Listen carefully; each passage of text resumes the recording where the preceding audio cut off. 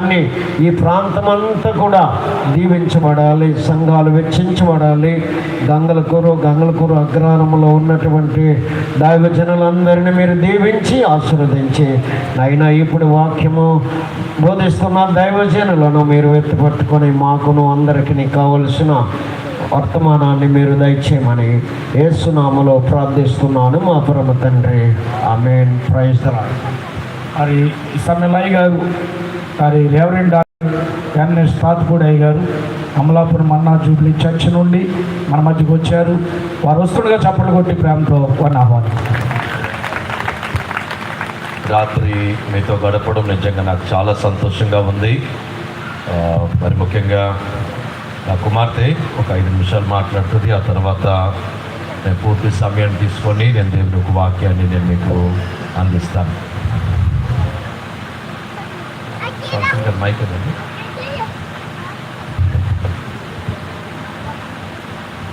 Praise the Lord, everyone. ఈ సాయంకాల సంబంధం మీ అందరికీ వందనాలు. I not only thank the Lord for his opportunity, but Pastor Esther. ప్రత్యేకంగా దేవుడిచ్చిన అవకాశం బట్టి వందనాలు. ప్రత్యేకంగా పాస్టర్ ఎస్తర్ గారికి వందనాలు తెలియపరుస్తున్నాను. I hope that everyone is prepared tonight to hear what the Holy Spirit has to say. కొంచెం మానిటర్ సౌండ్ పెంచండి, బేస్ తగ్గించండి.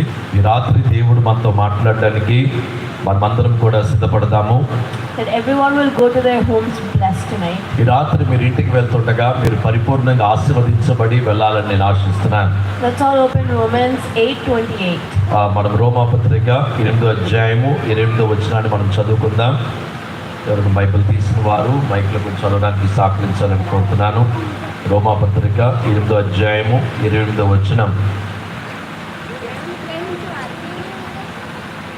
రోమాపత్రిక 8వ అధ్యాయము 28వ వచనం.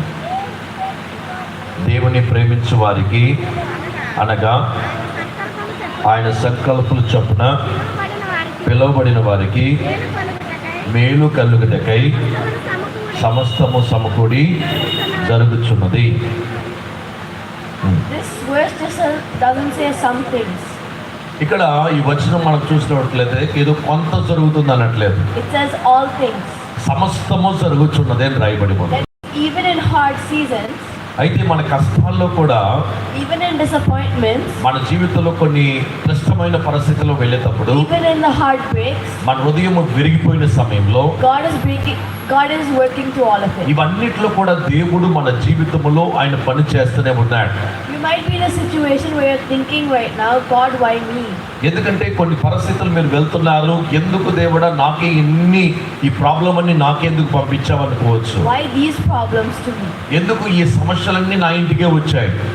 Well, today I want to remind you, ఈ రోజు నేను ఒకటి గుర్తు చేయాలని ఆశపడుతున్నాను. the same God who allowed you to enter that valley ఏ యొక్క దేవుడు ఆ యొక్క లోయల్లోకి దేవుడిని అనుమతించాడో, is the same God who is going to lead you out of in a miracle tonight. దేవుడు అద్భుతమైన రీతిలో ఆ లోయల్లో నుంచి నిన్ను విడిపించే దేవుడై ఉన్నాడు. Sometimes we think, has God forgotten in our troubles? కొన్నిసార్లు అనుకుంటాం దేవుడి కష్టాల్లో నన్ను మర్చిపోయాడేమో అనుకుంటాము. But here I'm here to tell you something else. అయితే ఈ రోజు నేను ప్రత్యేకంగా ఒక మాట మీకు చెప్పాలనుకుంటున్నాను. He hasn't left you. He is leading you. ఆయన ఎప్పుడు కూడా మిమ్మల్ని విడిచిపెట్టలేదు. ఆయన ఎప్పుడు కూడా ఆయన మనసు మీ మీదనే ఉన్నది.